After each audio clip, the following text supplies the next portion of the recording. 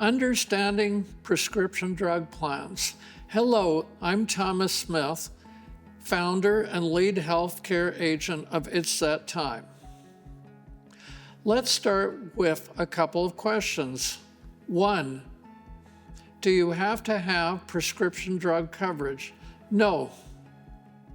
Should you? Probably yes. Even if you don't take any prescriptions at all now, there is a penalty to consider if you don't sign up for a prescription drug plan right away.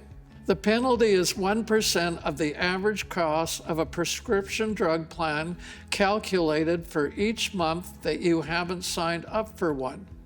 The penalty works out to be around 40 cents per month.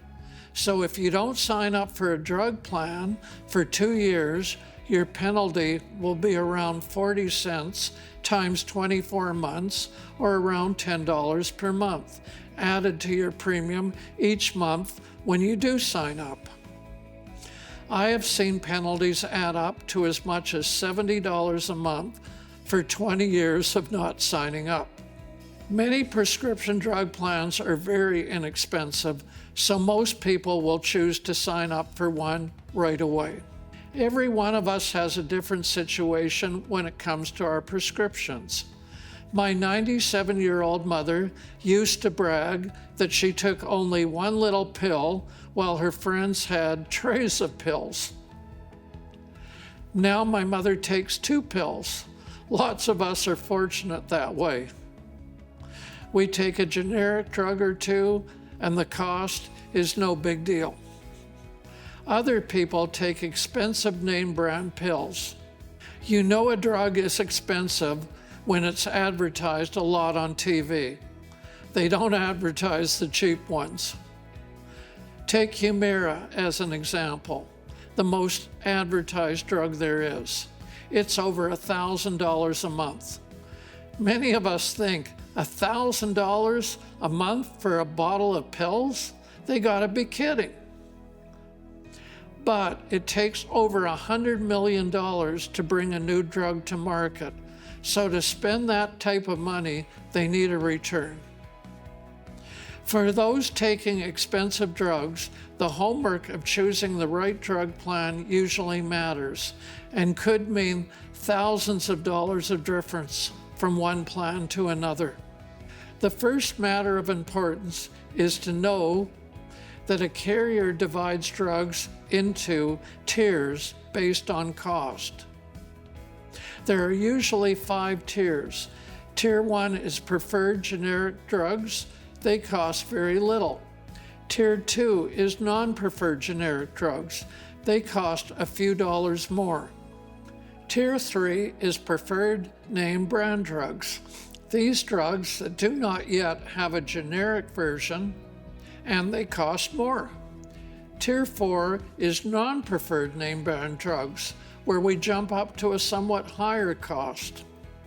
Tier 5 are the specialty drugs, such as Humira, which cost a lot. Every drug plan has a different formulary. Plans are required to have drugs in every category in their formulary, but they are not required to have all drugs.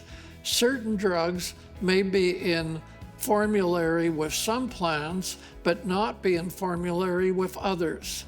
More expensive drugs may also have other restrictions depending upon the plan, such as the dosage they will cover, the pill quantity, or they may require step-up where you try out a less costly drug first. More expensive plans with higher monthly premiums will have larger drug formularies than lower cost plans do.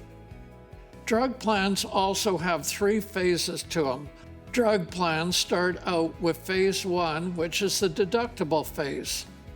The maximum deductible is set by Medicare each year. In 2026, it's $615.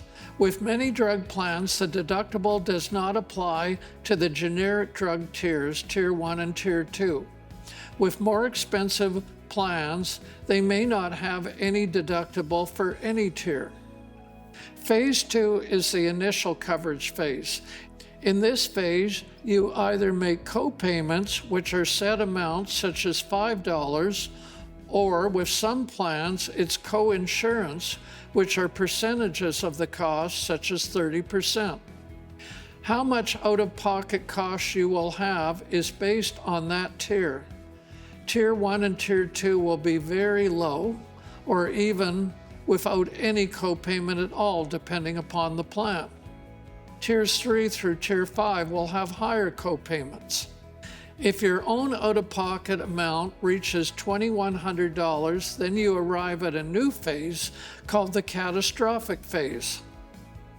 After reaching $2,100 in any calendar year and this catastrophic phase, someone would have no further co-payments to make for the rest of 2026.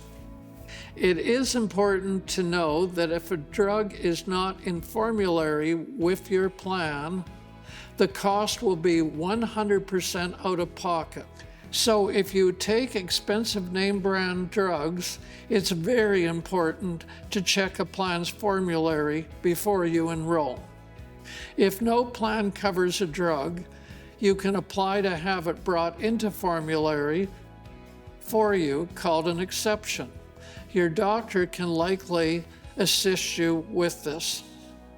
For some people who are taking only basic generic drugs, choosing a drug plan may only take a few minutes of homework. For others, it could be vital to understand exactly how and even if their drugs will be covered by their plan. As agents, with a recent cost-cutting measure by carriers, we are no longer paid commissions for drug plans with most carriers. Although we are not compensated, and it's that time, we believe that offering our knowledge and assisting people with their drug plans is an important part of our job. We will therefore run your drugs and make our plan recommendations for you as a service.